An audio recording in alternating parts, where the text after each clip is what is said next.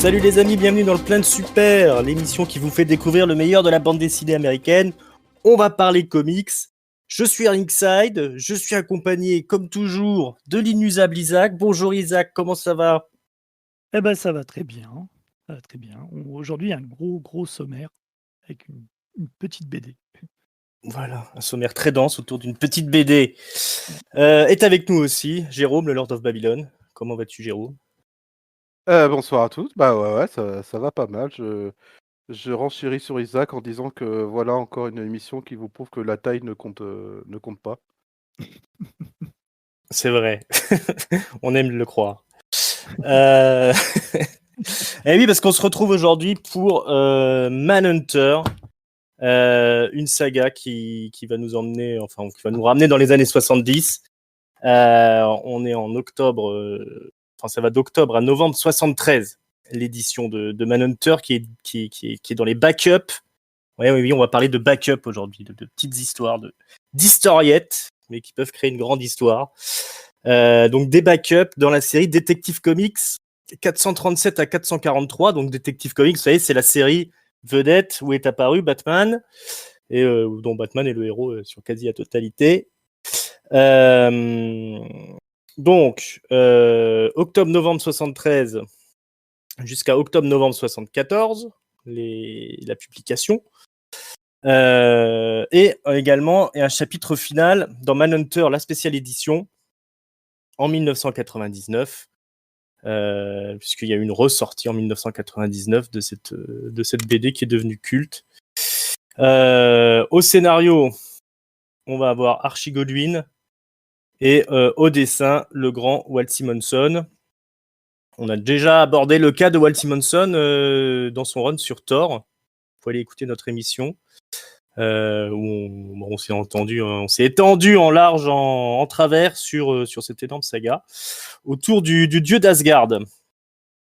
Plantons le décor rapidement sur 1973, qui est une année riche au niveau culturel, au niveau cinéma. On a des très grands films comme Le Parrain, et des tonnes de films. Voilà, allez vérifier sur les sites, vous verrez que c'est une grande année culturellement parlant. Mais c'est aussi une année sombre, puisque c'est l'année du Watergate et l'année par exemple des coups d'État au Chili, la guerre du Kippour, tout ça. Donc une année de désillusion, un petit peu. Et nous, de notre côté, on va parler de Manhunter. Alors Manhunter, qu'est-ce que c'est? Manhunter, c'est une histoire qui sont un peu les pulps, puisqu'on débute au Népal, à Katmandou, où l'agent d'Interpol Christine Sinclair remonte la piste à la recherche du Manhunter, un assassin auquel s'intéressent toutes les polices du monde. Le Manhunter serait lié à un dénommé Paul Kirk, un mystérieux personnage disparu depuis des années et réapparu récemment. On va vite découvrir que Paul Kirk et le Manhunter ne font qu'un, quand Christine va finir par débusquer l'assassin. Le Manhunter va alors lui révéler son histoire. Ancien aventurier masqué dans les années 30, il a été démobilisé pendant la Seconde Guerre mondiale et envoyé dans des missions spéciales derrière les lignes ennemies. Revenu complètement traumatisé, il abandonne sa carrière de justicier, et lors d'un safari, parce que quand on arrête des justiciers, on va chasser en Afrique,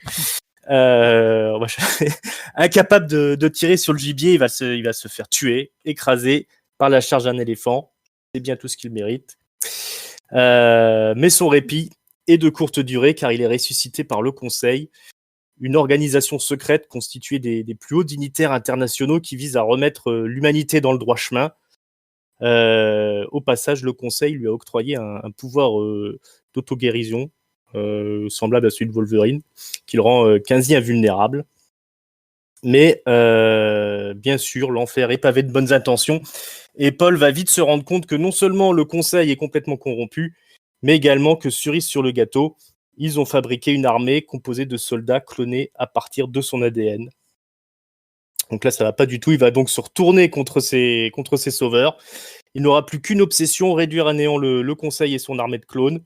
Et c'est ce qu'il va le faire. C'est ce qu'il va faire à l'aide d'alliés rencontrés tout au long de son aventure, mais aussi avec l'aide de Batman, parce qu'on rappelle que c'est quand même son magazine. Et notamment parce que dans sa croisade, le Manhunter va se retrouver à passer par Gotham City. Alors Paul Kirk refuse d'abord l'aide du Chevalier Noir, mais même tout à fait. Mais Batman débarquera en pleine bataille pour sauver la mise du Manhunter et de ses amis, un peu à la manière d'Han Solo, et ainsi permettre à Paul Kirk de détruire la base du Conseil, d'atomiser son leader, tout en se sacrifiant, révélant peut-être le vrai but de sa vendetta, trouver enfin le repos. Donc on démarre à Katmandou, mais on va aller un peu partout. C'est assez exotique, les aventures du Manhunter. C'est pour ça qu'il y a cette petite, cette même grosse influence pulp. On est dans les années 70 et tout ça est créé sous l'impulsion d'Archie Goodwin, qui reprend à l'époque, il me semble, le travail d'éditeur sur Detective Comics. Ouais. Je dis pas de bêtises, Isaac. Non, en fait, la backup va être publiée toute l'année où Archie Goodwin dirige le titre des Detective Comics, qui était en fait sous la houlette de Julius Schwartz depuis 1964, mais dont les ventes étaient en perte de vitesse. Donc, Carmine Infantino propose à Archie Goodwin, qui est un scénariste et éditeur qui a déjà pas mal d'années en fait de profession derrière lui, puisqu'il débute, je crois, fin des années 50, début des années 60, comme assistant pour Leonard Starr, qui est un dessinateur de comic strip. Et il va également bosser pour... il va faire notamment une série de comics de guerre, et puis écrire des comics d'horreur aussi. Je crois que ça s'appelle Blazing Combat, son comic book de guerre qui aborde notamment des histoires sur la Corée, sur le Vietnam, qui sont assez directes, assez peu dans l'air du temps, de patriotisme exacerbé, qui regarde vraiment la guerre de façon objective, on va dire. Et il va aussi reprendre un strip d'aventure qui est très connu aux États-Unis, qui s'appelle Agent secret X9, qui a été créé par Dashiell Hammett et Alex Raymond dans les années 30, et qui va reconvertir, qui s'appelle Secret Agent Corrigan à la fin des années 60. Donc je crois que c'est 68-69, avec Al Williamson au dessin. Et donc c'est quelqu'un qui a ce savoir-faire en fait, à travailler dans des genres qui sont pas forcément ceux du super-héros, même s'il va écrire Iron Man. Il va écrire de très bons épisodes d'Iron Man dessinés par George Tuska. Ça fait partie d'un des meilleurs runs de l'histoire d'Iron Man, clairement. C'est lui vraiment peut-être qui va donner de l'épaisseur au personnage et à l'univers d'Iron Man. Ouais, et je trouve même que le ton et les dialogues de Archie Goodwin dès les années 60 est déjà un cran au-dessus de la concurrence. Et en fait, c'est des dialogues qui ne vieillissent pas. On peut trouver qu'il y en a beaucoup, parce qu'il écrit énormément comme tous les scénaristes de l'époque. Néanmoins, la qualité des dialogues, la qualité de la caractérisation, la qualité des péripéties et des enchaînements est toujours plus ou moins originale, assez racé, je dirais. Assez quelque chose d'assez fin. C'est vraiment du très bel artisanat, quoi. Quelque chose de vraiment... et puis quelque chose qui va faire école, parce qu'il va être influencé. Donc on est au début des années 70. Donc James Bond a dominé les années 60 en termes de monuments culturels, d'aventure et d'action. Et le début des années 70, on va avoir la vague de films de kung-fu, on va avoir la vague de films d'horreur, on va avoir aussi toutes ces histoires qui reviennent sur que sont devenus les anciens nazis après la Seconde Guerre mondiale, où est-ce qu'ils se cachent, notamment le film, comment ça s'appelle, ces garçons qui venaient du Brésil, avec des scientifiques nazis qui font des expériences en Amérique du Sud. Voilà, il y a toute cette dimension en fait qui est à la fois historique, politique et pulp qui se mélangent et qui imprègne complètement, je dirais, Manhunter. Pourquoi est-ce qu'il crée Manhunter dans Detective Comics? Parce qu'à l'époque, Detective Comics, comme tous les comics de DC, passe à 100 pages. C'est-à-dire vous n'avez pas seulement la vingtaine de pages qui est consacrée à l'épisode central de Batman, mais vous avez des backups. Et vous avez beaucoup de backups qui sont des rééditions notamment du Golden Age, qui sont sélectionnés par Nelson Bridwell, qui est l'assistant éditeur donc, de Archie Goodwin et puis d'autres éditeurs chez DC Comics. Et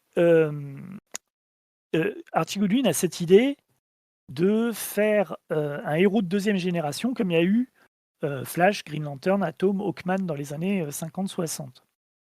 C'est-à-dire un héros qui reprend un pseudonyme des années 40, mais qui va être complètement différent de la version des années 40. Et il explique que lui, il n'est pas intéressé par les grandes vedettes de DC Comics, mais il aime bien les personnages un peu obscurs. Et il va prendre ce personnage de Manhunter, qui a connu quelques épisodes par Joe Simon et Jack Kirby dans les années 40, qui est où le principe est un chasseur professionnel assez fortuné qui utilise ses méthodes de chasse habituelles, de chasse de grand gibier, pour traquer des criminels. Et voilà. Et donc, il va partir sur cette idée-là et expliquer ce que tu as résumé, notamment qu'il a disparu après durant la Seconde Guerre mondiale, il a été embauché par les services secrets alliés, qu'il a fait des missions du côté des lignes ennemies, qu'il en est revenu traumatisé, qu'il a disparu lors d'une chasse en Afrique. Au départ, il ne veut pas reprendre le personnage de Paul Kirk. Il veut créer un nouveau personnage qui s'appellera Manhunter. Mais finalement, au fur et à mesure de l'élaboration du concept et de l'histoire avec Walt Simonson, ils se disent, tant qu'à faire, autant reprendre le personnage des années 40, dire que c'est le personnage qu'on connaissait dans les années 40, et justement inventer cette histoire de sérum qui le rend plus ou moins immortel, d'être congelé d'être mis en hibernation pendant des années par des scientifiques, les scientifiques du Concile, pour pouvoir l'utiliser comme assassin et remplir les basses manœuvres de cette organisation. Toutes les petites pièces se mettent en place, notamment grâce à sa collaboration avec Walt Simonson, qui à l'époque est très jeune, qui a 26 ans, et qui a été repéré notamment par Archie Goodwin, donc, qui lui offre ses premiers... en fait, sa première vraie grande série, même si c'est une backup. Walt Simonson, qui au départ, on l'avait dit, avait fait une BD en mémoire de fin d'études, qui était une BD de science-fiction. Donc les éditeurs lui passaient plutôt de la science-fiction. Et en fait, Archie Goodwin, lui, le mettait sur il explique sur des petites histoires de guerre. Et en fait, quand il a vu ce qu'il donnait, il s'est dit, on va bosser ensemble. D'autant que je crois que Walt Simonson explique qu'à l'époque, il vit chez Archie Goodwin, en fait, parce qu'il n'a pas d'assez d'argent pour se payer un appart. Et du coup, c'est Archie Goodwin qui l'héberge. Et Walt Simonson raconte que c'est la meilleure collaboration qu'il a eue, où en fait, ils ont tout bossé ensemble. On explique aussi faut aussi expliquer que les chapitres dont on parle font que 8 pages. Donc sont publiés une fois tous les 2 mois. Detective Comics, c'est à l'époque bimestriel. Il va y avoir 8 chapitres, 7 chapitres de 8 pages qui vont être publiés là tous les 2 mois. Et le dernier chapitre qui sera la grande aventure de Batman, dans lequel donc la conclusion de l'histoire de Manhunter est aussi une histoire de Batman. Il s'appelle Götterdämmerung et qui est dans le Detective Comics 443. Donc la façon de faire ces épisodes, Goodwin explique qu'ils utilisent la méthode Marvel. Donc la méthode Marvel, on l'avait déjà expliqué plusieurs fois, mais en gros, on discute de l'intrigue, on écrit un peu ce qui... le scénariste écrit un peu ce qui se passe sur la page, mais vraiment très, très rapidement, une ébauche, et c'est le dessinateur qui va faire le découpage complet de l'action. Et comme il a que 8 pages, Walt Simonson, il va blinder se creuser. Voilà, sa page pour mettre toutes les informations. Et après coup, c'est Archie Goodwin qui met qui met les dialogues. Et Archie Goodwin explique qu'ils se sont tellement pris au jeu de cette série, de Manhunter, ils ont tellement senti qu'ils avaient quelque chose de spécial, de particulier avec cette série-là, qu'ils passaient autant de temps à réaliser ces 8 pages que les autres épisodes de 20 pages qu'ils faisaient sur la série Batman. Sachant que donc à l'époque, Goodwin est non seulement éditeur de Detective Comics, mais il écrit aussi les épisodes de Batman qu'on trouve durant cette année. Et les épisodes de Batman sont vraiment excellents comment dire, dans même la qualité de ces épisodes-là. Le choix des dessinateurs qu'il a sélectionnés sur ces épisodes, c'est des épisodes qui sont maintes et maintes fois réédités depuis, qui sont généralement des histoires en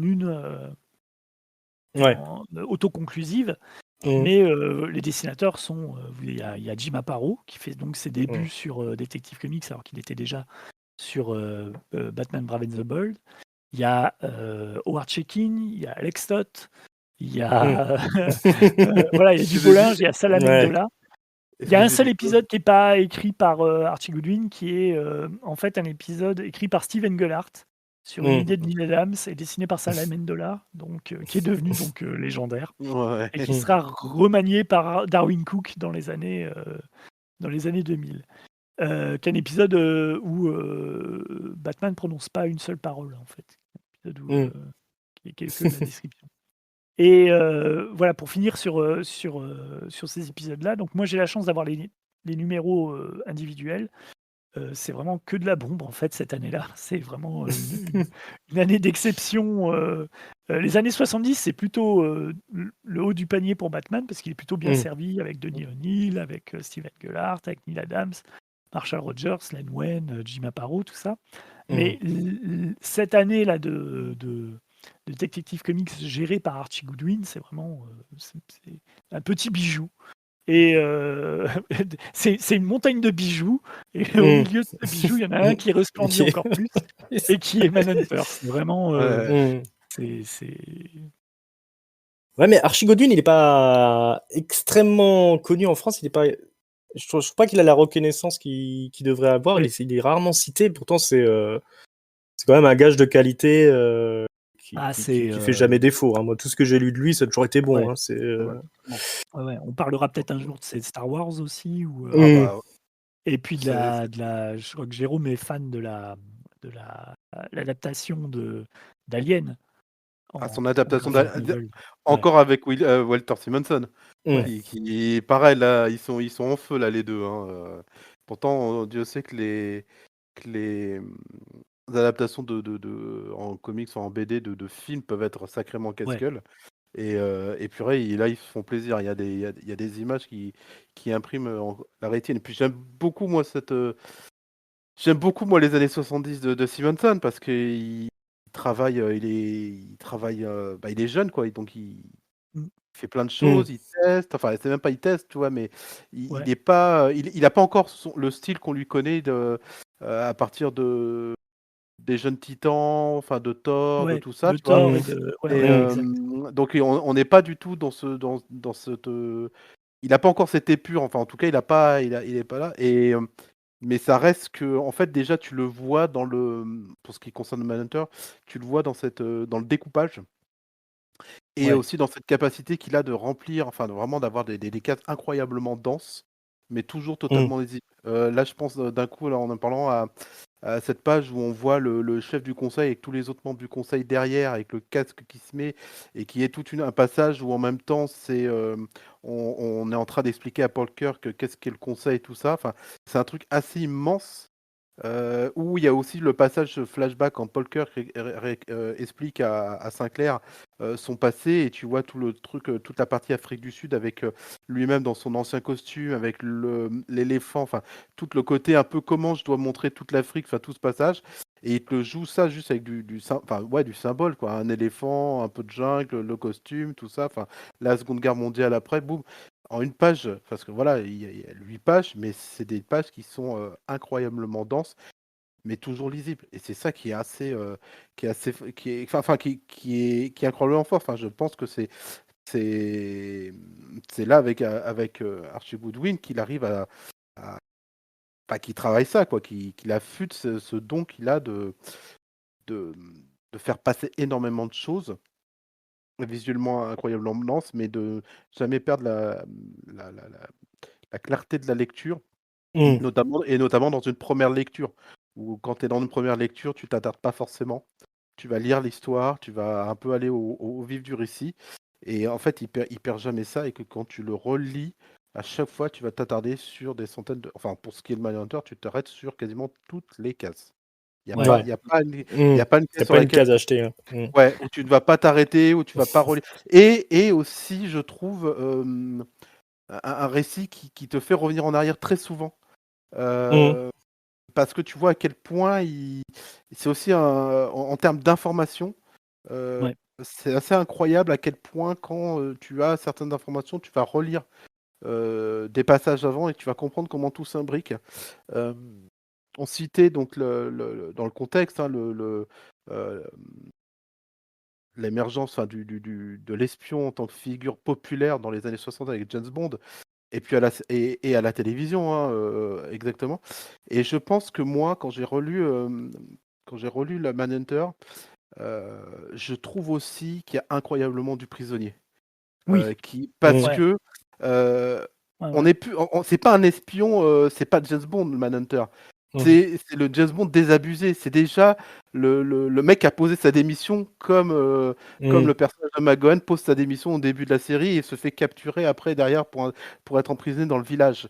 Et je trouve qu'il y a de ça. Le conseil, enfin, il y a du village, peut-être le village global, pour ceux qui Mm. connaissent la fin Mais du ouais. prisonnier. Enfin, et, et je trouve qu'on est déjà dans cette autre époque de l'espion où c'est plus le truc angélique, c'est vraiment le côté euh, désabusé et complètement, mais putain, qu'est-ce que je fous dans un monde qui est complètement ouf, quoi, encore plus ouf qu'avant, quoi. Ouais. Mm. Les années 70, donc.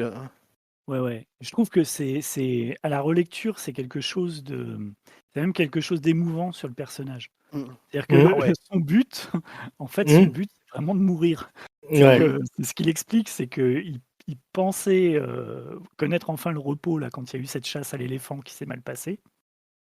Et on lui a enlevé ça. Il le dit lui-même. Il dit on m'a Mm. enlevé ça en fait. On m'a enlevé le repos. Et c'est ce qui c'est autant les malversations du conseil qui le motive, qui le Mm. motive à agir pour empêcher justement que ces scientifiques voilà, ne commettent leur complot pour prendre le contrôle du monde.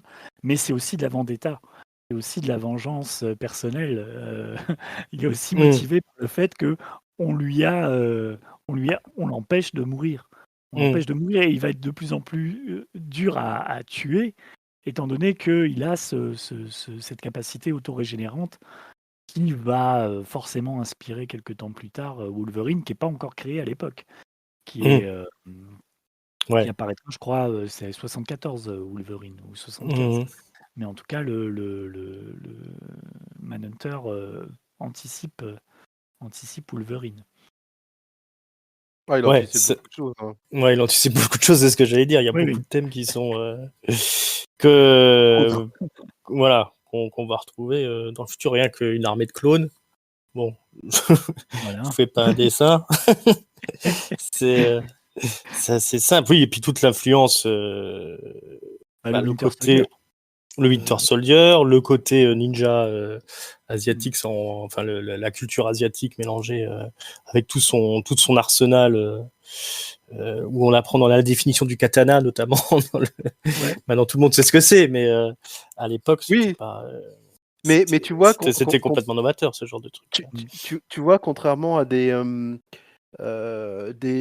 BD ou des films qui ont tellement créé quelque chose et qui ont tellement été repris, qui quand des personnes qui connaissent pas 10 ou 20 ans après vont découvrir ça et vont se dire mais en fait c'est quelconque. Alors je prends l'exemple typique de Halloween de Carpenter, qui est que quand tu as dans les années 2000 que tu t'es bouffé du slasher à foison et que tu découvres Halloween, tu te rends pas forcément compte à quel point ce qu'a apporté Carpenter à ce moment-là. Là, c'est incroyable. Tu as le cité, enfin, l'imagerie japonaises, enfin les Mm. katanas, les Mm. shurikens, enfin tout ça. Il y a Les, le les- côté les- les ninjas avec masque de démon, là. les Ouais. ninjas, donc le pouvoir auto-guérisseur, et puis même la voix off. Mm. Alors, qui n'est pas véritablement une voix off, dans le sens où en fait, c'est des flashbacks, donc il parle à Sinclair, mais fondamentalement, c'est déjà les techniques un peu récitatives qu'on va retrouver avec un Wolverine. Et d'ailleurs, j'aime beaucoup, je crois pas que ce soit en VO, mais en VF, j'aime beaucoup le fait d'avoir utilisé la phrase de Mm. Wolverine, je suis le meilleur dans ma partie. Mm. Ouais, je Ça, crois je que sais pas si c'est Mm. je sais pas si en VO c'est je le cas, mais la parcouris VF, ouais, ouais, ouais, ouais, j'ai trouvé ça vraiment très, très, très pertinent. Mais honnêtement, même quand tu regardes, tu découvres le Manhunter aujourd'hui avec toute cette culture qui s'est complètement intégrée au reste, et ben n'empêche que tu sens la particularité du truc. ouais. Tu sens l'atmosphère complètement différente parce qu'il y a un côté désespéré. J'aime, Mm. l'épisode que j'adore, c'est l'épisode où en fait la première page, c'est il est complètement blessé dans une rue. Et en fait, Mm. c'est là il va raconter son histoire à Sinclair, tout en elle le défendant par des vagues d'attaques d'autres clones. C'est ultra désespéré parce que tu te dis à chaque fois il pourrait se faire tuer enfin à ce moment-là, enfin pour ce Mm. coup-là. Mm. Et, j'aime ça rejoint ce que dit Isaac, c'est-à-dire que c'est une quête d'un homme qui veut mourir. Et tu le sens dans toutes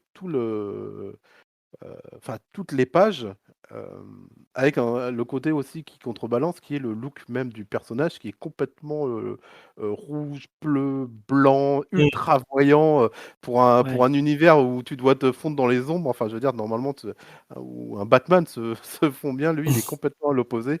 Et ce qui fait encore, je trouve, son originalité, quoi, et sa force. C'était volontaire d'ailleurs le Ouais. fait de lui mettre des couleurs vives en fait pour le distinguer de Batman.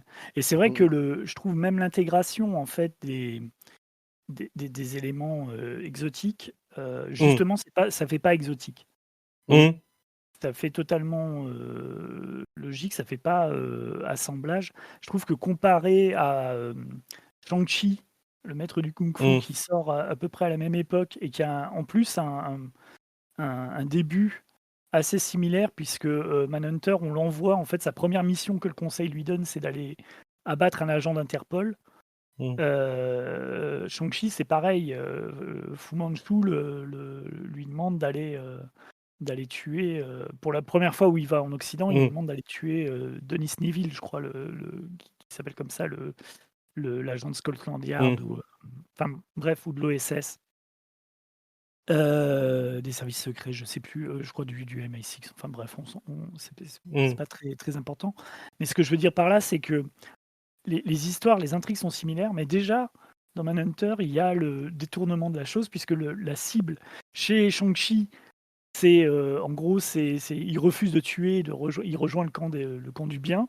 Mais dans Manhunter, quand il arrive et qu'il doit tuer sa cible, en fait, il s'aperçoit que sa cible fait déjà partie du conseil. Et en fait, c'est juste Mm. un test pour savoir si. Parce qu'il se doute que Manhunter commence à poser des questions sur l'organisation. Et ils se disent, bah tant pis, si on l'aura pas pour diriger notre organisation de tueurs, c'est pas grave puisqu'on l'a cloné. Donc, Mm. en fait, s'il nous rejoint, tant mieux. S'il nous rejoint pas, tant pis. Et ça donne aussi quelque chose d'assez moderne, je trouve, Mm. à la façon dont le conseil est montré, qui est Mm. vraiment montré pour le coup comme une machine à broyer les individus qui se fout en fait complètement de la vie humaine, qui cherche uniquement l'efficacité, qui Mm. rappelle bien des gens aujourd'hui, bien Certes. des mentalités aujourd'hui. Certes. Ouais, puisque dès le départ, tout est foutu d'avance en fait. Hein. Ouais, C'est-à-dire que même le boss d'Interpol, il fait partie du truc, il est corrompu. Le boss de l'agente hein, ouais. qui recherche le Manhunter et qui va se rallier au Manhunter. Elle va même son propre père va se Même son retourner propre contre père, elle. ouais. Il Ouais. y a aucun échappatoire en fait. Ouais, il y a quelque chose de complètement paranoïaque en fait dans Ouais. Et ce qui donne encore un autre vraiment aspect à la l'impression que série qui fait que c'est vraiment une espèce de course-poursuite où le danger est là à chaque coin de rue, quoi. ouais, voilà, ce que j'allais dire, c'est tu as l'impression que vraiment le monde entier s'est ligué contre eux Ah, c'est ça. Ouais. Mmh. et le seul qui va les aider, c'est un vendeur d'armes, Mmh.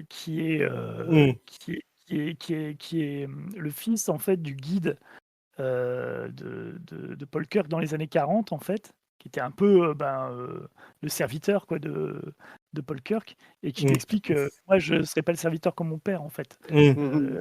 Je moi, j'ai mon business de vente d'armes et Voilà. je vais t'aider parce que c'est bon Mmh.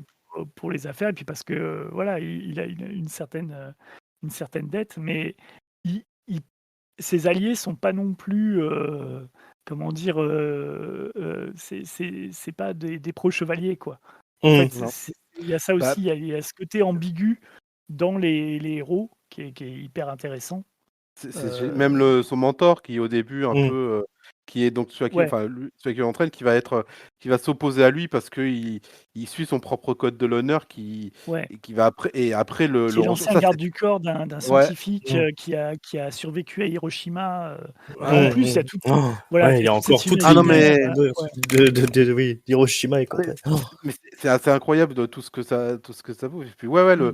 le côté, co enfin le code de l'honneur est incroyable dans enfin c'est un des piliers du truc quoi justement, c'est ce qui pousse beaucoup de personnages et D'autant qui que tu as comment dire? Tu as énormément de figures qui reviennent au fur et à mesure des 8 chapitres, des figures héroïques. Donc Mmh. on a les ninjas, on a les agents secrets, on a quand je parle héroïque, héros d'aventure, quoi. Mmh. Au terme plutôt, protagoniste, en fait, d'aventure. Mais tu as aussi un cow-boy avec Oui. le petit ah Ouais. mais gamin, bien ouais, ouais, Oui. ouais. Parce qu'ils se qui est permettent le aussi un épisode d'humour voilà, quand ils ouais, sont dans l'église ou dans une cathédrale, ouais, dans ouais, une ouais. cathédrale là où il y a la grande réunion du conseil que va infiltrer Paul Kirk. En même temps, il y a un couple et un enfant qui visite la cathédrale et Et c'est une cathédrale à Istanbul, en plus. à Istanbul, ouais. Et Ouais, il y a toujours et- ce décalage, ouais, voilà, l'enfant est témoin de un peu toutes de tout le les combat, bagarres ouais. du combat du Manhunter pendant que Et le déguisé père, en cow-boy. voilà, il est déguisé en cow-boy et le père arrête pas de se plaindre qu'il fait chaud, que c'est quand même, voilà, et que les touristes, ils ont pas de respect, mais il passe son temps à prendre des photos, quoi. Mais c'est Ils se incroyable. permettent même ça, pour dire à quel point Oui, parce que c'est chaque dense et ouais, chaque épisode a sa spécificité en fait. Ouais, voilà, chaque chapitre est Oui. indépendant, même s'il y a un fil rouge. Ça me rappelle aussi beaucoup, moi, forcément, donc il y a comment dire? La virtuosité d'Archie Goodwin à écrire du strip, parce que Mmh. du comic strip, donc c'est vrai qu'on a peut-être passé, en vitesse, mais le comic strip, c'est les bandes de journaux. Donc c'est des Mmh. bandes quotidiennes où il y a 3 à 4 cases, Ouais. d'aventures et donc écrire des aventures intéressantes en 4 cases chaque jour, Mmh. c'est Ouais. pas donné à la portée, enfin, c'est pas à la portée du premier venu, quoi. Et Archie Ouais. Goodwin, il a cette expérience-là Il y a et pas je question trouve de faire de la décompression, hein, ah ouais, ouais, sur oui, un oui, comic strip. voilà. Ouais, voilà. Ouais, il faut y aller, faut Mmh. être capable, en fait, de synthétiser tes idées et d'être, comment dire? Dans la tension permanente, quoi et Mmh.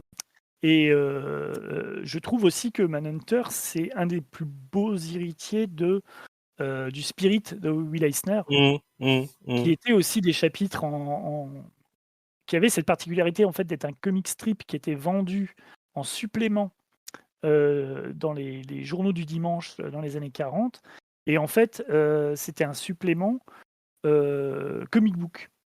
En Mmh. gros, il y avait comme vous avez maintenant le supplément, Mmh. télévisuel, le magazine télé en même temps que votre quotidien. Là, il y avait un magazine de comic book qui était offert en même temps que ce qui voulait dire que le créateur, Will Eisner, devait, rendre une histoire de 8 pages. Donc il y avait le Spirit et il y avait d'autres, c'était je sais plus comment s'appelle le nom je crois que c'était le Weekly Comic Book et il y avait le Spirit et plusieurs autres, bandes, incorporées qui étaient, Lady Luck, je sais plus qui était du studio de Eisner, mais Eisner se concentrait sur le Spirit. Et il arrivait à faire en 8 pages, mais des histoires hyper complexes avec plein de personnages, plein de rebondissements. Et moi, je retrouve cette atmosphère-là, surtout sur le premier chapitre, qui est vraiment un chapitre où en fait on n'arrête pas de te balader de page en page. Chaque page a un coup de théâtre, en fait, dans le premier chapitre de Manhunter. Tu es baladé constamment. Et en plus, tu arrives en plein milieu d'une intrigue, ce qui était aussi le cas dans de nombre d'épisodes du Spirit. C'est-à-dire que tu es plongé dans l'action directement, et c'est à toi comment dire, de te raccrocher au wagon, quoi. On va te l'expliquer petit à petit au fur et à mesure le pourquoi du comment de l'aventure, mais tu es lâché en pleine action, et voilà, je trouve que c'est vraiment du même ordre, quoi. Bah, je trouve même qu'au dessin, Simonson, il a ce côté un peu Will Eisner, dans tout le travail sur la composition des cases. Alors qu'une fois qu'il sera à la Marvel, on sent qu'il va s'inspirer plus de Kirby et reprendre plus les codes de Kirby. Il y a pas vraiment ça dans ces épisodes de Manhunter où tu ne pas l'influence kirbienne. Ouais. On va peut-être plus penser à du Joe Kubert ou des choses comme ça plutôt que Kirby. Et moi, j'ai l'impression que ça ouais, voilà, il y a ça aussi, hein. Mais j'ai l'impression que ça a beaucoup influencé Frank Miller aussi sur Là, carrément. par la suite, hein. C'est il y a une scène là de baston à un moment donné justement quand il va chercher quand il remplit son contrat là pour le premier contrat où il va chercher l'agent d'Interpol qui doit tuer. En fait, il s'aperçoit que l'agent d'Interpol bosse pour le conseil. La page de baston, c'est du Miller, quoi. Du Miller avant l'heure, du Daredevil de Frank Miller avant l'heure, dans les poses de Manhunter, la façon dont il montre le coup de pied en avant avec l'autre jambe bien repliée, et puis cette composition où tu as des cases horizontales, mais qui jouxte une grande case verticale qui fait toute la page. Et la case verticale qui fait toute la page, en fait, elle se sert de la verticalité pour montrer la chute de Manhunter en fait du haut d'un immeuble, quoi. Ça c'est du mais totalement. Et après tu as une page avec le détail des armes du Manhunter, juste la page d'après qu'on retrouve dans Daredevil quand ils font la base de Daredevil, le lasso-can de Daredevil. Tout à fait. Il y a l'épisode suivant, la cathédrale du péril, donc dans la cathédrale avec la figure de cowboy. Quand tu vois donc en fait c'est toute une réunion du conseil et ils se déguisent en Fred, enfin ils mettent la soutane, tout ça pour pas paraître. Et en fait il y a 2 ou 3 plans. Et le fait que ce soit dans la cathédrale, j'ai aussi beaucoup pensé moi à l'épisode de Daredevil. Qui était écrit, je crois, par O'Neill et dessiné par Mazzucchelli, où Daredevil était en quête de ceux qui ont tué Heather. Et qu'on se retrouve dans l'église à Venise et tout ça, où il est emmuré vivant. Et j'ai beaucoup repensé à cet épisode-là aussi. Tout à fait. Il y a une maîtrise dans le dessin de Simonson pour son âge, qu'on retrouve chez pas grand monde, et qu'on retrouve notamment chez Mazzucchelli. Quand il travaille sur Daredevil, il a un niveau qui est comparable à ce que sort là Walter Simonson. C'est vrai que le lien la filiation entre effectivement le boulot de Mazzucchelli sur Daredevil et c'est maintenant que tu le dis, ça saute aux yeux, effectivement. Dans les poses, dans la façon même dont il comment dire dont il caractérise ces personnages, où par moments c'est très détaillé, par moments tu vas faire quelques petites ébauches sur le personnage. Je trouve ça on sent qu'il maîtrise beaucoup de techniques, quoi, de dessin. Ce que j'aime aussi, c'est c'est 8 pages inclus dans le Detective Comics. Donc la couverture, c'est Detective Comics, généralement c'est Batman, hein, c'est pas Manhunter. Et pourtant, les premières pages de chaque épisode, c'est une couve.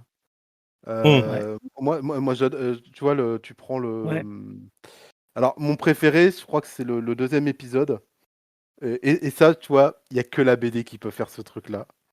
Donc c'est l'agent d'Interpol qui ouvre le dossier, Sinclair qui lui parle, et en fait, t'as une photo du Manhunter avec le tigre qui lui saute dessus parce qu'il Mm. est pris au piège et donc on lui a balancé le tigre pour se défendre Mmh. et donc ça fait couf quoi parce que Mm. fondamentalement tu peux te dire aussi, c'est-à-dire qu'il y avait Ouais, un photographe dans le bateau qui a pris la photo du ça fait un tigre en super train de sauter cadrage, hein. sur le non Ouais. mais qui a Mm. fait genre il devait y avoir Peter Parker dans le coin, enfin tu sais, mais ça, toi, tu te poses 2 secondes, enfin, si tu te poses, tu réfléchis au truc, tu te dis: «Ah ouais, mais c'est complètement ouf» parce que c'est pas du tout, crédible, mais ça faut en tant que couverture, enfin, ouverture de l'épisode, mais putain, ça tue, c'est Mm. génial. Mm. Moi, Mm. j'adore Mm. et il y en a plein, enfin, je veux dire chaque épisode, tu vois, où dans la ruelle avec le camion qui passe sur Qui lance. Manhunter et Sinclair, tout phare allumé et tout, enfin, camion ou la voiture, bah, c'est le mec d'Interpol, pareil, c'est superbe comme ouverture, enfin, ouais, les 1res pages à chaque fois, ça te bah, tu sais, c'est comme les films d'aventure où en fait, quand tu arrives dans un nouveau pays, tu as d'abord l'énorme grand plan avec, Mm. tu sais, des trucs comme ça et ça, c'est Comment planter le décor, quoi. C'est, ouais, ouais, ouais. Et pour en revenir à Miller, il y a aussi une case, alors c'est la case 5 du dernier épisode avec Batman, où après qu'il est, enfin il est sur la piste d'un tueur, il récupère le fusil Ouais, à lunettes, et ouais. il y a une case où il est en haut du building avec le fusil à lunettes sur le dos, c'est trop le Dark Knight, Dark quoi. Knight Returns, ouais, tout à fait, ouais. C'est Ouais, ouais. Ah ouais, ouais, ouais, Dark ouais, Knight ouais, ouais, Returns, ouais, ouais. mais totalement, Ouais, ouais. totalement. Là, bon, moi, je l'ai lu il y a pas très longtemps, hein, je l'ai découvert il y a pas très longtemps, le Manhunter. Je connaissais l'existence, mais j'avais jamais lu euh, le truc. Et quand j'ai vu cette case-là, je me suis dit, ta merde, il y a Ouais, tout, il y a tout le Dark Knight Returns en une case, quoi, ouais. dans ce, dans cette BD. Ouais, puis même là, tu vois, c'est dans cet épisode-là aussi qu'il y a un assassin qui se fait tuer. Et sur 3 cases, en fait, tu le vois Hum, glisser en fait sur le corps de Batman. En fait, essayer hum, d'agripper la façon dont tu as la réaction, dont il Mmh tombe, et après, tu as le visage déterminé de hum, Batman, donc qui garde la même pose en fait de profil tout le long. Ça fait très hum. Miller, quoi. Ça fait très Ouais, ce que tu ouais, ouais. retrouves. Et Ouais. C'est voilà, je disais incroyable qu'on aussi. pouvait pas faire de la décompression, mais si, on peut la faire sur 3 cases, Ouais, ouais, ouais, bah, tranquillement. calculé, hein. Ah Hum, oui, Et puis parce que j'aime les bien il y a ce que disait, Jérôme, c'est qu'il teste, il expérimente des tonnes de styles. hum, mmh. Il y a, à un moment donné, il y a, toute une case où en fait, c'est que des silhouettes, hum, d'un sniper qui va se prendre la pose et qui est, dans un viseur, et en fait, on le voit, vraiment le découpage, c'est un peu comme, voilà, comme des génériques de James Bond ou des génériques des années 70, ça pourrait être un générique de série télé, hum, de l'époque, quoi. Et Tout le passage avec le père de Sinclair qui, hum, oui, tente de la enfin, dans un qui essaie de brouillard. la convaincre dans hum, dans le train et qui après décide de bah, en fait, il se suicide, enfin, ouais, dans le brouillard, non, il se fait tuer, en descendant du En train avec le s'attendant, ouais, brouillard, avec plein hum, de petites il y a quoi? Il y a 6 ou 7 petites cases et tout ça. ouais, C'est pareil, c'est une autre ambiance, hum, au ouais. sein de l'épisode et même au sein même d'une page puisque c'est carrément c'est juste la moitié d'une page. La hum. 1re moitié, c'est on va dire Ah, elle est incroyable cette séquence-là. la narration Mmh. classique, du Ça récit, fait puis très d'un coup, Eisner. boum! Ah ouais, Hum, Ouais. ah bah Très hum. totalement. Eisner avec, le Ouais, personnage clairement, ouais. où, Hum. tu le vois descendre du train, Avec toutes et les cases qui sont en brouillard, comme ça. ouais, qui sont en brouillard. Il y a pas de cases, en fait, en rectangle ou en Hum, carré. C'est, ouais, en fait, c'est les volutes du tout est brouillard ondulé. qui, Hum, ouais, hum, voilà, qui font qui englobent les dessins, et puis on passe d'un gros plan, où il remonte, le col de son imperméable, on voit qu'il a un chapeau, et ensuite on voit la toute petite silhouette, c'est hum, juste une petite tache, et on voit le spot qui est derrière lui, qui fait une grande ombre, Mmh. devant hum, lui. C'est vraiment avec comment dire? Le métro dans le brouillard, ça rappelle des épisodes du Spirit, complètement, hum, quoi. quoi. C'est Ouais, ouais, et il avec te fait aussi un peu de ça. Bernie Krigstein, le dessinateur de EC Comics, qui avait fait aussi, des épisodes ultra connus, comme un épisode qui est sur un ancien nazi qui est poursuivi sur les quais d'un métro. Et, ouais, voilà, il fait vraiment comment dire, il fait le grand écart entre. Il a complètement absorbé euh, les techniques anciennes. Il est totalement dans les techniques de son temps, un peu comme ce que faisait Steranko sur la fin des années 60, mais en encore plus poussé avec des formes complètement différentes de cases, des techniques de dessin complètement stylisées suivant les pages, pas du tout les mêmes ambiances, des choses qui rappellent des affiches de films, des choses qui rappellent des codes graphiques de la pub ou quand on voit par exemple, on voit à un moment donné, il explique le principe des clones et on voit en fait plein de petites têtes de Paul Kirk qui sont reliées par comment dire un petit code graphique comme ça. On a l'impression de regarder une plaquette publicitaire. Ouais, Et surtout que c'est à une époque où le clonage, pour oui, le en grand plus, public, ouais, tout ça, voilà. c'est quelque chose, même pour le lecteur de Ouais. ce type de récit, c'est assez rare de voir ce truc-là. C'est peut-être là la seule influence Kirby, puisqu'il en parle Ouais. déjà dans les Force World à la même époque. Oui. Donc c'est le tout début, ouais. peut-être, Ouais. de ce genre. Enfin, à part dans certains, sûrement, romans de SF un peu plus Il y vieux. avait mais- le film dont parlait Isaac, là, Ces garçons venus du Brésil, qui est une histoire de clonage. Je sais plus de quelle date il est, justement, aussi. Ouais, le Il me roman, semble que... ouais, pareil. Ah ouais, le Je roman, crois que ouais, c'était pareil. 73 Je pensais, aussi. moi, je pensais au film. Le film est plus tardif. Je crois que le Ouais, film, ouais, c'est ouais. vers 78-79. Ouais. Ah, aussi vieux? Ah, tiens. Alors, on va vérifier, mais on recommande chaudement ce d'accord. film. Hein. Moi, Ah ouais, il est j'adore. incroyable. Ah ouais. Ouais, 78, ouais. Ah, tu vois, je le Avec, voyais. Mais le bouquin doit être. Le bouquin, je l'ai pas encore lu là. Je l'ai récupéré. Mais ouais, et puis pour en revenir à ça, donc il fait le grand écart entre ces techniques anciennes, les techniques actuelles, et puis il anticipe ce qu'on va avoir plus tard avec effectivement Frank Miller. Même si aujourd'hui, je pense qu'un lecteur actuel va trouver qu'il y a trop de cases, il y a trop Ouais, de trop de dessins, dialogue. trop de dessins et trop de trop dialogues. de dialogue. Ouais, Il y a un peu trop à lire. il y a un peu trop à C'est lire. long à dire. Pourtant, il Mais n'y a pas de narratif. Hein. Enfin, quand il y non, en... c'est très Non, dynamique. Hein. C'est très ouais. dynamique. Ouais, C'est un ouais, peu. De toute façon, ça va comment dire, ça va direct à l'information. Et puis, je trouve que justement ces dialogues sont pas bêtes quand il te raconte vraiment Ouais. le comment dire, il y a des narratifs. Par exemple, je sais que il y a Fabrice, qui est un de nos amis dont c'est une des BD préférées, qui me rappelle tout le temps en fait le narratif des trois archers que Manhunter combat lors du premier chapitre. Et le narratif, c'est en battre un, commencer en battre un est Ah un ouais. exploit, en battre deux est un miracle, en battre trois est une impossibilité. Ouais. Ah, ça, c'est Tu superbe. les vois se faire battre les uns après les autres, puis tu vois Manhunter qui est complètement défait, quoi, avec plein de flèches, Ouais. voilà, de costumes. Bah, ça influence aussi le Wolverine, la mini-série Ouais. Claremont Miller. Hein. Ah bah oui, voilà. Ouais. Ouais, totalement. Bah, non, je pense que c'est bon, c'est que des suppositions, mais je pense pas qu'on puisse Ça Ouais, prouver le Christine Rousse. contraire qu'il y a une. Christine est rousse aussi dans Mm. Manhunter. C'est bizarre, hein, parce que Ouais, non. il a un truc pour les rousses. C'est ça. Mais oui, c'est ce que tu dis. De toute façon, c'est typiquement le récit. Ouais, je Que pense que ça a peut-être. dû mettre une claque à tout le monde à l'époque. Ouais, tu sais, ça fait Ah, ça a partie. été Tous les ouais. dessinateurs Voilà. Ouais. qui Ça a C'est été multi-récompensé. Ouais. c'est Et c'est comme une c'est comme une des certains films où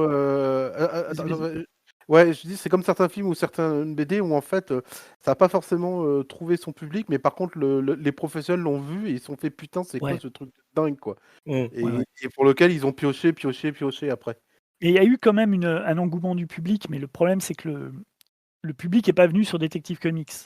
Alors après, c'est pas la faute de Manhunter, puisque de toute façon, les ventes étaient en berne à l'époque, et Manhunter est pas sur les couvertures. Enfin, tu le vois juste en pastille, en médaillon, il y a dans le magazine, mais la couverture, c'est Batman, quoi. Et à l'époque, les ventes sont en berne.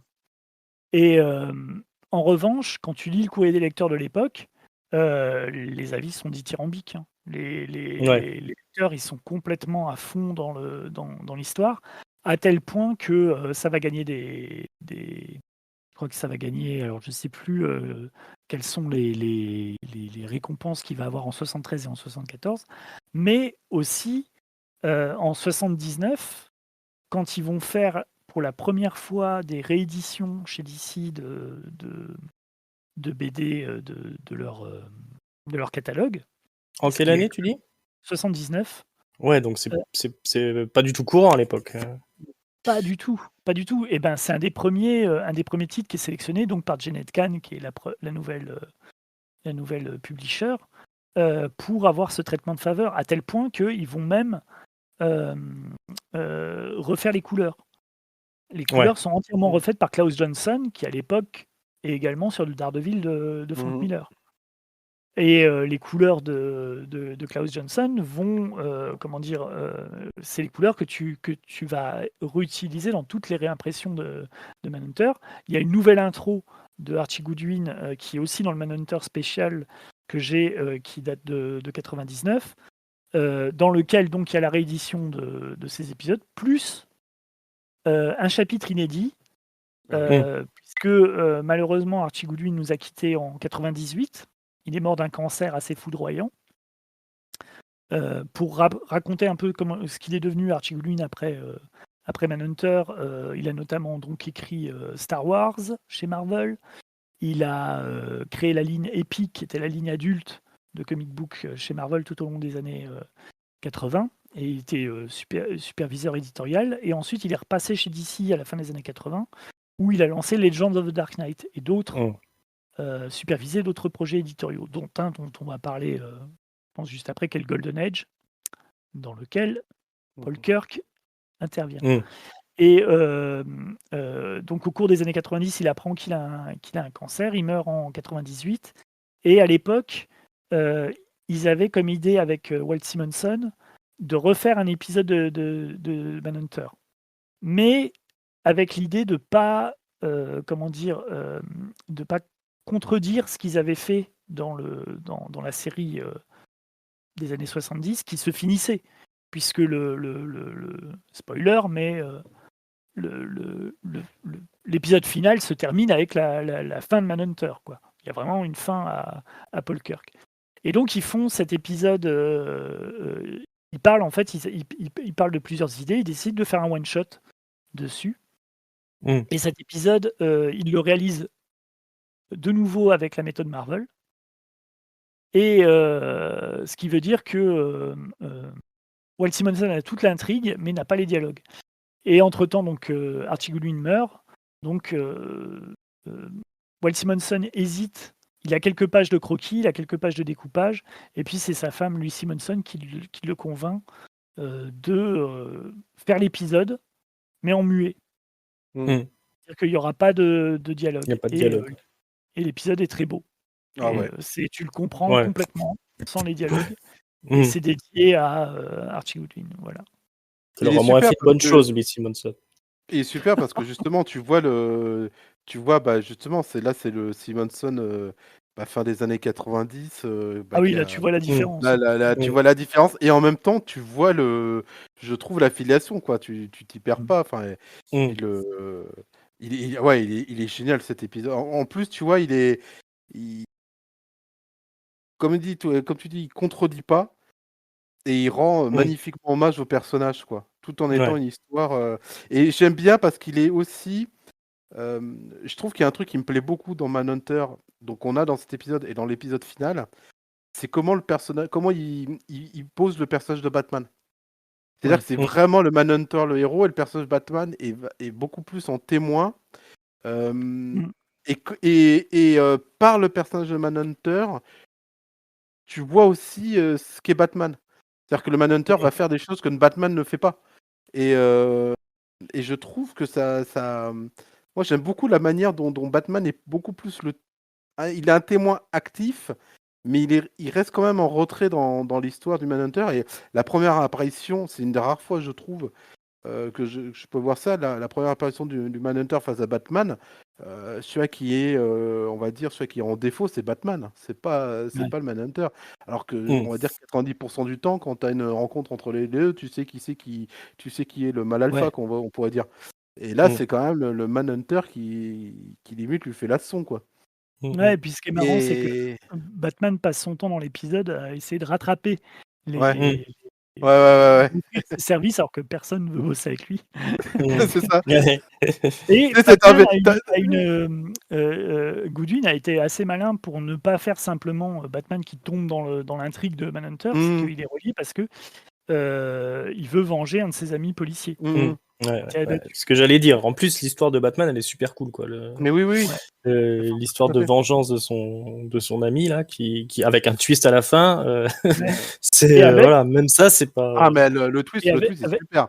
Moi, je ouais, me suis et pas avec attendu en plus. Mm. un petit détail qui sera repris dans Nightfall, dans Night Scene notamment.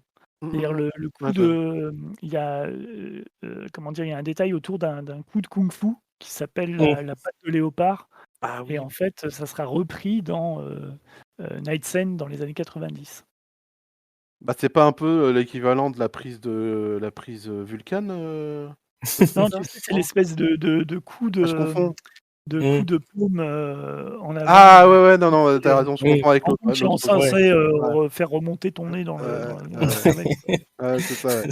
La grosse Ouais, patate dans la gueule, on appelle ça. ouais, c'est ça. En termes La plus, grosse Mm. mandale. voilà. Ouais. C'est une fois qu'il l'a maîtrisé, il peut redevenir Batman, non? C'est Dans Night ouais, Scene, c'est à voilà. peu près ça, non? Ouais, alors Il me semble, c'est hein. pas totalement le même nom, mais en gros, c'est Mm. la même, parce que tu vois, en Mm. fait, le geste est décidé de la même manière, et puis, Mm. voilà. Mm. Et il a, c'est quand il a l'espèce de masque de Tengu là, de démon Mm. chauve-souris, Ouais, oui, bah, qu'on retrouve quasiment là-dedans, hein, avec le et masque qui est qu'il un peu le porte. même, ouais, voilà, donc Mm. les influences, elles ont été jusque dans les années 90, puisque Denis O'Neill et Archie Goodwin étaient bons amis, Mm. à tel point que Denis O'Neill et Archie Goodwin et Mike Carlin apparaissent dans Batman Adventures sous les Mm. traits de Mr. Nice, comment il s'appelle, le professeur, et Mastermind, qui sont trois truands comment dire, qui planifient des plans complètement insensés. Mm. Et c'est des truands qui n'apparaissaient pas dans le dessin animé, mais qui ont été inventés dans l'adaptation du dessin animé en comic book, en hommage à l'époque aux trois grands éditeurs de DC Comics, qui étaient Denis O'Neill qui s'occupait des titres Batman, Mike Carlin qui s'occupait des titres Superman, et Archie Goodwin qui s'occupait voilà, des projets spéciaux. Et il y aura un épisode hommage quand Archie Goodwin mourra à Mr. Nice, Mm. qui part, Mm. pareil, qui part au Mm. Népal, en fait, qui part un peu comme Paul Kirk. Mm. C'était vraiment, Et, vraiment. bah, les Batman Adventures, c'est une excellente série, hein. Oui, voilà, ouais, Ouais, c'est ouais, aussi. ouais. On peut le souligner ici, hein, si vous avez Ah jamais non. testé. N'hésitez Ouais, pas, il n'y a rien à acheter, hein, donc, C'est du bon. ouais, faut pas croire que ce sont des histoires, on va dire, pour enfants dans le mauvais sens du terme, quoi.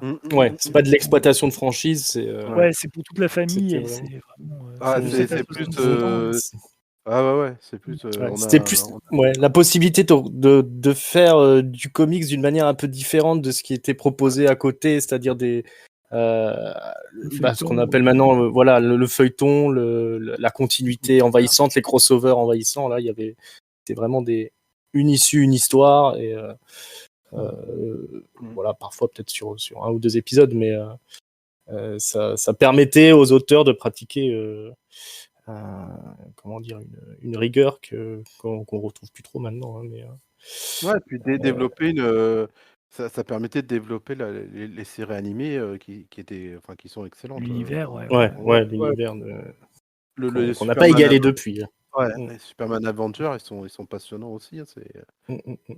tu bouffes les épisodes, quoi. Et puis donc, Archie Goodwin, il a aussi supervisé donc une mini-série en 4 épisodes qui s'appelle Golden Age, donc écrite par James Robinson et dessinée par Paul Smith, dans lesquels on retrouve Paul Kirk, on retrouve Manhunter, qui était un hommage de James Robinson à la série de Archie Goodwin. Qui d'ailleurs fait le lien Oui. entre. On apprend ce qui est devenu, en fait. On voit vraiment ce qui est devenu Paul Kirk entre le passage donc de ces BD des années 40 qui ont eu quelques années d'existence, jusqu'à 42, et la Seconde Guerre mondiale et sa réapparition dans les années 70, quoi.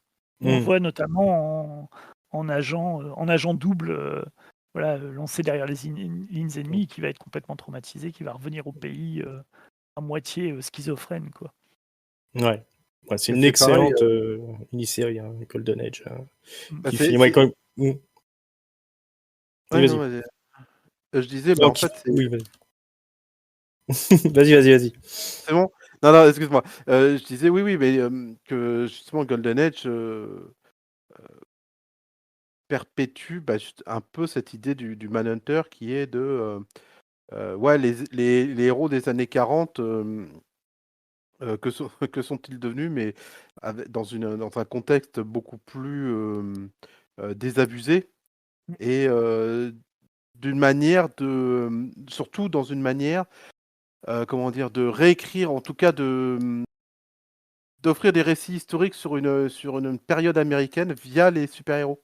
Ça, enfin, je trouve que Manhunter, voilà, parle à fond des années 70, alors qu'on est en plein dedans, en plus, pour le coup. Je pense aussi à Nouvelle Frontière de Darwin Cook, qui est de se dire, voilà, que sont devenus les héros, enfin, qu'ont fait les héros de l'âge d'or pendant le McCarthyisme. Euh, et voilà, tu as déjà ce côté un peu relecture ou analyse postmoderne du super-héros dans Ouais. Manhunter. Ouais. Déjà, ça préfigure le truc, quoi. Ouais. Enfin, déjà, Ouais, déjà t'as ouais, ça. Manhunter, il aurait très bien pu être publié comme ça, en tout cas créé comme ça, dans les années 90. Mmh. Parce que c'était typiquement le genre de relecture que tu avais, en fait, post-crisis, quoi, on va dire. Ouais, ouais, Après ouais, les ouais. années. Ouais, ouais, ouais.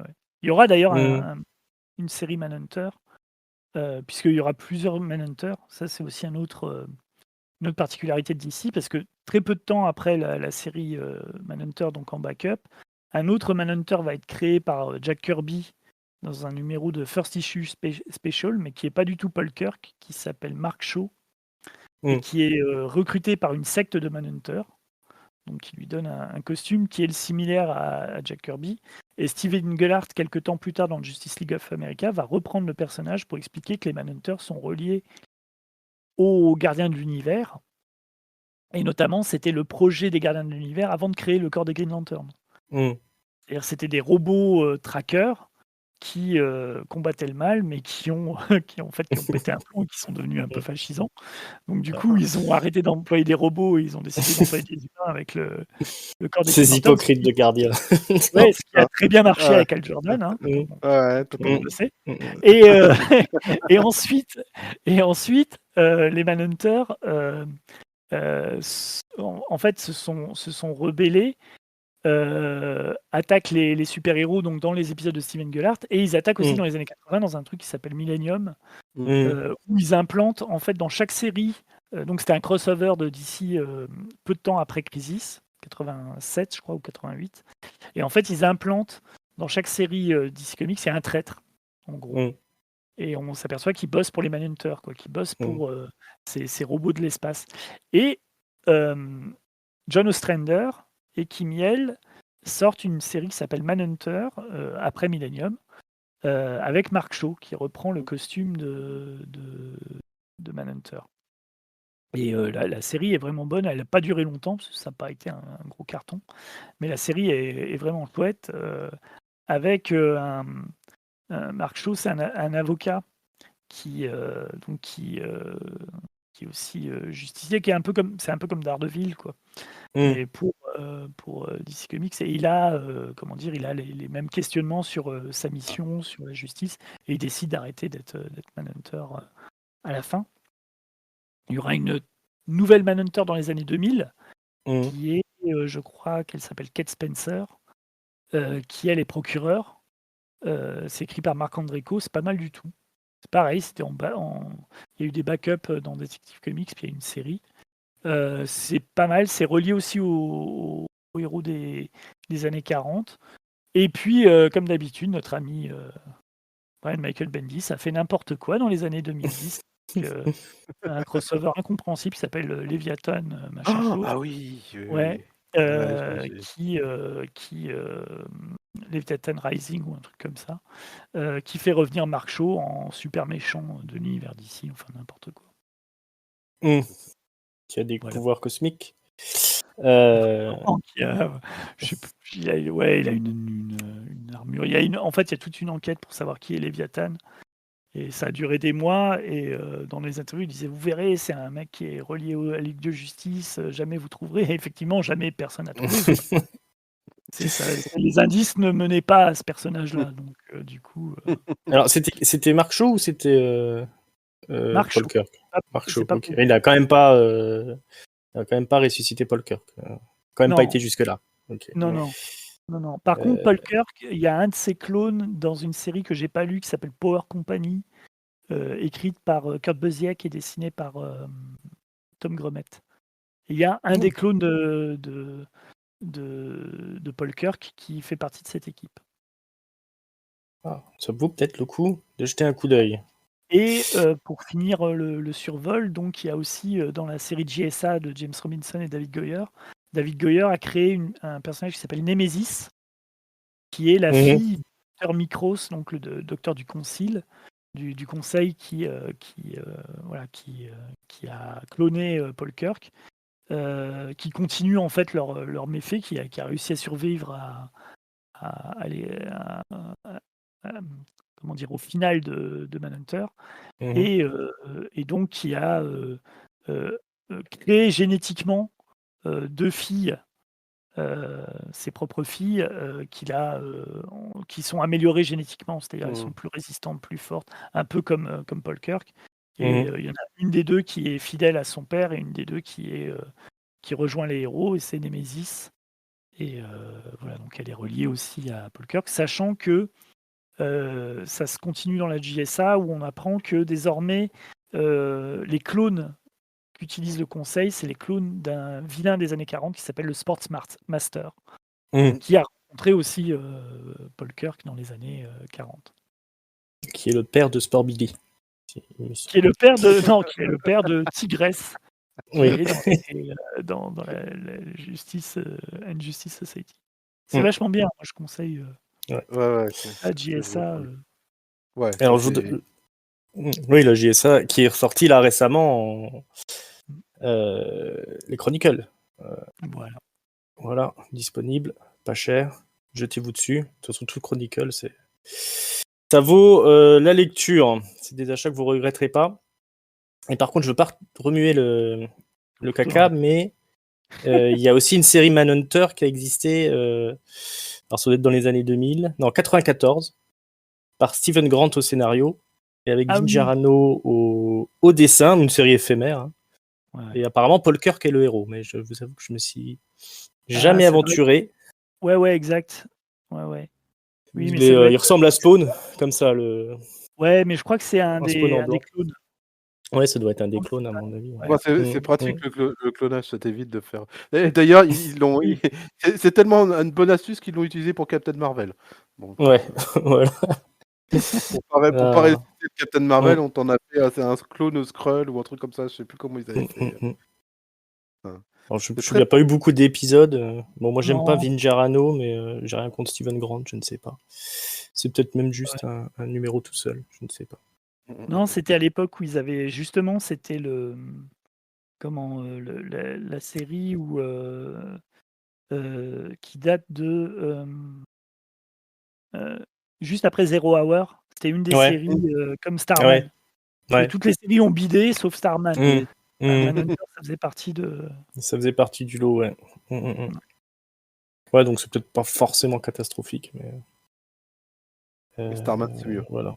Starman, c'est mieux. Voilà, si vous devez faire un choix, comme tout le monde, choisissez Starman. De toute façon, si vous c'est pas pour rien que ça a marché. Si vous voulez James Robinson, a priori, surtout à cette époque-là, il y a peu de chances que ce soit pas terrible.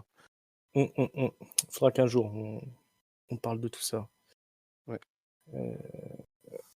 Bah écoutez, J'ai l'impression qu'on a fait le tour. Est-ce qu'on voulait encore rajouter des choses? On pourrait encore passer des heures là-dessus. Je peux dire un truc? Vas-y. Du coup, chez nous, compte tenu de la pagination un peu particulière, ça c'est jamais sorti on va dire en BD cartonné. Mhm. Mais il y a toute la série qui est disponible quand même, parce qu'on vous fait les louanges, mais si vous voulez le lire, Mhm. c'est sorti en français. Alors en version originale, vous avez une édition, donc Isaac en parlait tout à l'heure, qui est la édition Prestige, je crois qu'on appelait ça. Ouais, en fait, ils l'ont réédité plusieurs fois. Vous le trouvez même dans les Ouais. Tales of. Si j'en ai un que je peux vous conseiller, c'est Tales of. Je crois que c'est Tales of the Dark Knight, Archie Goodwin, ou Legend of the Dark Knight, Archie Goodwin, Tales of the Batman, Archie Goodwin, je ne sais plus très bien. Mais il y a un album en fait qui reprend toutes Ouais. les histoires de Batman d'Archie Goodwin, et je crois que l'épisode est entièrement dedans. Mais franchement, ça a été réédité plusieurs fois, Voilà, et vous pouvez vraiment le trouver pour pas cher, quoi. exactement. Enfin, Et c'était une série qui faisait que 100 pages. Il y a moins de 100 pages Mhm. dans Mhm. Hunter, Ça fait hein. vraiment un récit complet, quoi. Ouais, Fait voilà. un ouais. prestige format. Mhm. Mais c'est vrai que Et l'édition de 99, elle est bien parce que le papier est chouette. Et puis, il y a une intro de Archie Goodwin, il y a une postface de Walt Simonson qui explique un peu le projet. Voilà, Mhm. vous pouvez le trouver. Franchement, je crois que sur eBay, vous pouvez le trouver Ouais. pour vraiment que dalle. dans les Donc, bacs à soldes peut-être aussi, ou si vous ouais. faites des bouquinistes.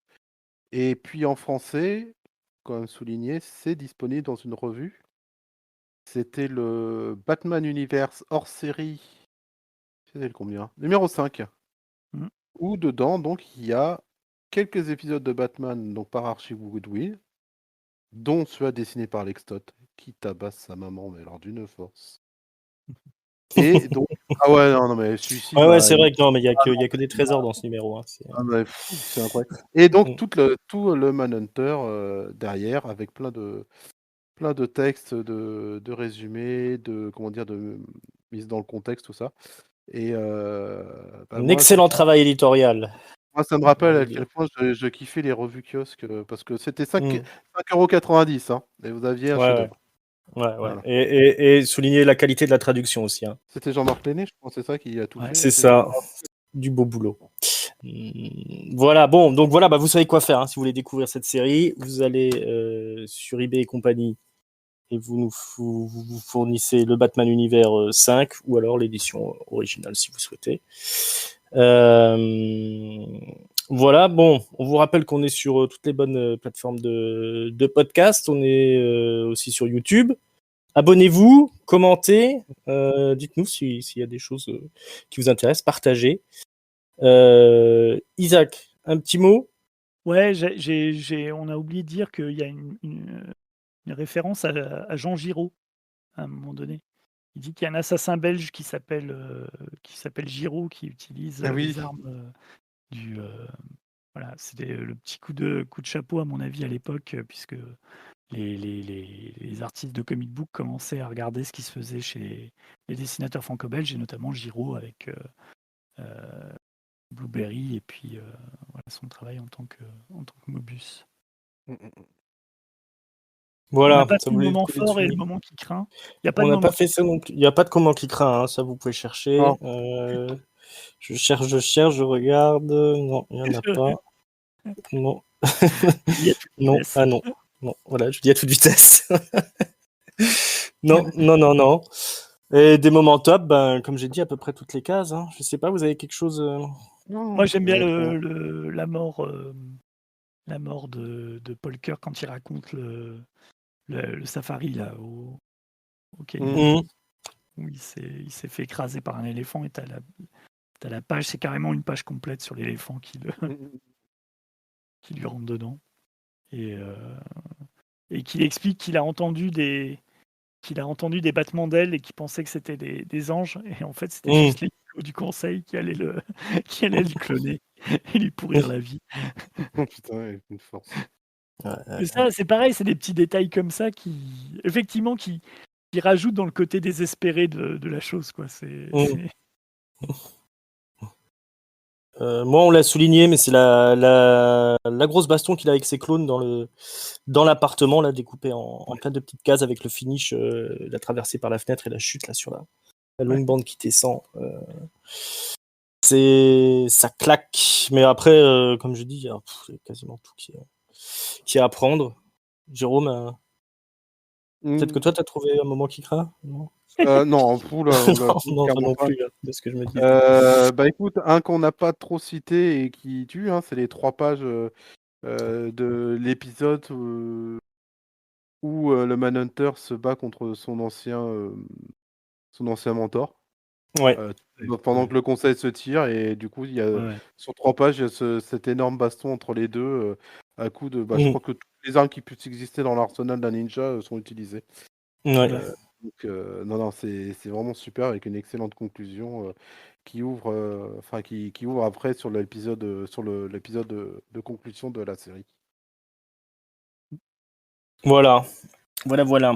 Donc vous voulez, voilà, c'est chaudement recommandé si vous voulez voir une pièce maîtresse de l'histoire du comics américain, tout simplement, que beaucoup qualifient comme peut-être la meilleure bande dessinée ever. En tout cas, elle est dans le tiercé de tête. De DC Comics. Ouais. Il y a tout. Il y a tout dedans. Voilà, bon ben. Je vous ai dit où nous trouver. Donc, on se retrouve bientôt pour de nouvelles aventures dans le monde des comics. Je sais pas trop qu'est-ce qu'il y a en programme, mais en tout cas, vous pouvez nous retrouver sur aussi nos émissions sur John Byrne Baby Byrne. Je sais plus sur quoi on avait fait le dernier. C'est pas grave, vous allez chercher. C'était peut-être. Il y avait. Captain America. Captain America avec Roger Stern au scénario. Avengers, Rassemblement. Dans le dernier épisode, on a parlé de Rome. L'hommage à John Romita toujours en ligne. Voilà, n'hésitez pas à aller découvrir ça. Partagez auprès de vos amis. Voilà, puis mettez des likes. Hein, c'est très bien pour le référencement, comme on dit. Voilà, les amis, merci beaucoup d'être venus. Merci. Et pour le reste, on espère à tous que ça vous a plu à écouter autant que nous à enregistrer. Et puis on se retrouve très bientôt. Ciao, bye bye. Ciao. Bye bye.